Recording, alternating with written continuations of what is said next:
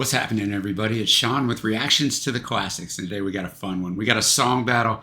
Donna Summer, She Works Hard for the Money, versus the great Dolly Parton, 9 to 5, brought to us by our friend and patron of the channel, Cheryl. Thank you, Cheryl. Appreciate you. Appreciate all the patrons who make this thing go. If you'd like to support us in any way, check out that Patreon link below or Patreon link on the end screen. I say it every video, but it's true. We could not do it without them. All right, we'll go to the first track. Donna Summer, She Works Hard for the Money, off the album of the same name in 1983. I know both of these songs to take me back to my youth. When this song came out, I was 11, almost 12. It was written by the great Michael O'Martian with Donna. Lead single, 4 in Canada, 25 in the UK, 3 in the US. It's 3 in the US, but it ended up as a number 15 song of the year. So everything was just jam-packed at the top at that time, and that's why it only went to number 3. She earned a nomination for Best Female Pop Vocal Performance at the 1984 Grammy Awards. Became one of her biggest hits of her career and her biggest hit of the decade of the 80s. It's a cool story. It tells the story of a working class, blue-collar woman. It was based on her inspiration she had on the night of the 25th annual Grammy Awards ceremony. She attended an after-party gathering at the West Hollywood restaurant Chasen's. She encountered a restroom attendant named Onetta Johnson, who was exhausted from working long hours. She described the scene Donna did herself a few years later. She said, "I was at Chasen's at a party for Julio Iglesias, and I went to the ladies' room with my manager, and there was a little woman.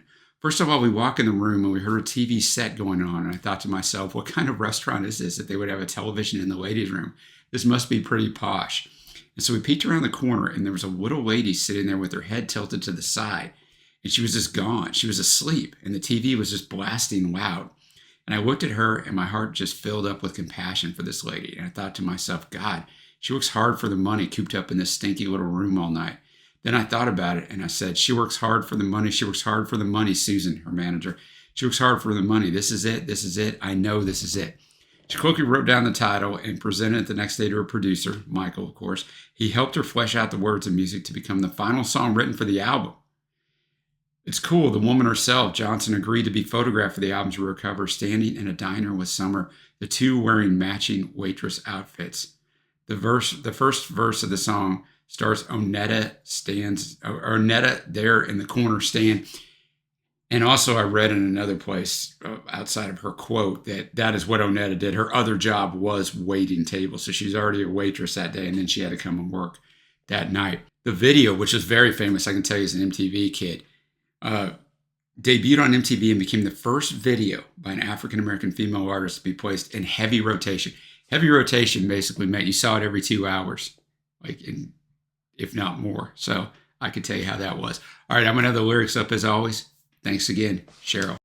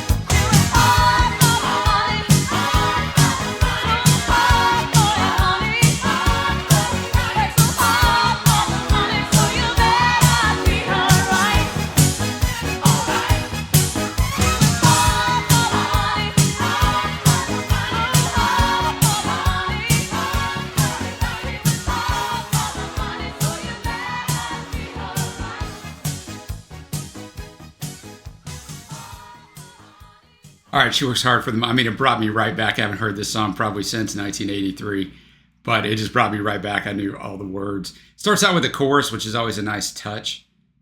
Most artists don't do that, but it gets you into the song right away. But I'll tell you what, the first 30, 45 seconds of the song, it is quintessential 83 to 85, right? The way the synthesizer sounds. But what I like about the song, and using the longer version, you have more of an instrumental run in there about 2/3 of the way through. The horns are fantastic in here. The drumming is low-key fantastic. And of course, Donna's singing is great. But, it just tells a great story. It's an anthem. It's an anthem, and so well done all the way around. And speaking of anthems, in our next song, we got Dolly Parton, 9 to 5. From the soundtrack and an album she put out, 9 to 5 and Odd Jobs, back in 1980. Got an Academy Award nomination and 4 Grammy Award nominations, winning her the awards for Best Country Song and Best Country Vocal Performance Female. For a time, it became something of an anthem for office workers in the U.S., and in 2004, it ranked at number 78 on the American Film Institute's, AFI's, 100 Years, 100 Songs, which is insane. Think about that way. It was written for the comedy film 9 to 5, starring Jane Fonda, Lily Tomlin, and Parton in her film debut. Yes, a movie that when I was 9 years old, my mother drugged me to see. Both the song and the film owe their titles to 9 to 5. I didn't know this. An organization founded in 1973 to bring about fair pay and equal treatment for women in the workplace. Founded in 1973. I'm filming this towards the end of 2024. How's that working out? We're still fighting these battles. With this song, she became only the second woman to top the U.S. country singles chart and the Billboard Hot 100 with the same single. Any guesses on what the first one was? Got to go back to 1968. Harper Valley PTA by Jeannie C. Riley. This went to 47 in the UK, number 1 in Canada. Let's get it.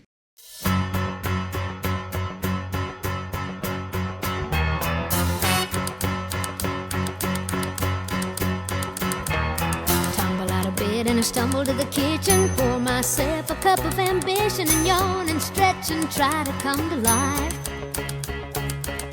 Jump in the shower and the blood starts pumping. Out on the streets the traffic starts jumping, with folks like me on the job from 9 to 5. Working 9 to 5, what a way to make a living. Barely getting by, it's all taking and no giving. They just use your mind.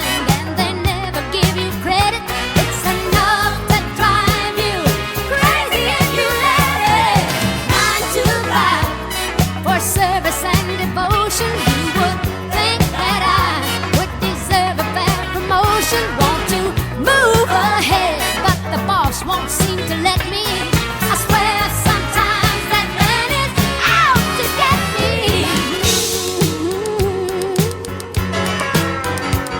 They let you dream just to watch him shatter. You're just a step on the boss man's ladder, but you got dreams he'll never take away. You're in the same boat with a lot of your friends, waiting for the day your ship will come in and the tide's gonna turn and it's all gonna roll your way. Working 9 to 5, what a way to make a living. Barely getting by, it's all taking and no giving. They just use your mind and you never get the credit. It's enough to drive you crazy if you let it. 9 to 5, yeah, they got you where they want you. There's a better life, and you think about it, don't you? It's a rich man's game. What they call it, and you spend your life putting money in his wallet. 9 to 5, what a way to make a living. Barely getting by, it's all taking and no giving. They just use your mind and they never give you credit. It's enough to drive you crazy if you let it. 9 to 5, yeah, they got you where they want you. There's a better life.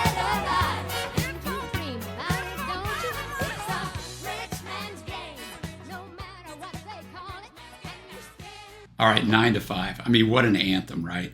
It's a fantastic song. I mean, obviously I know this song very well. I mean, I haven't heard it in years and years and years. But doing it this way, I could sing all the words to you, but I never really thought about the words. Like reading the lyrics and doing it in the manner that we do these. It's such a well-written song. Dolly wrote it. It's such a well-written song.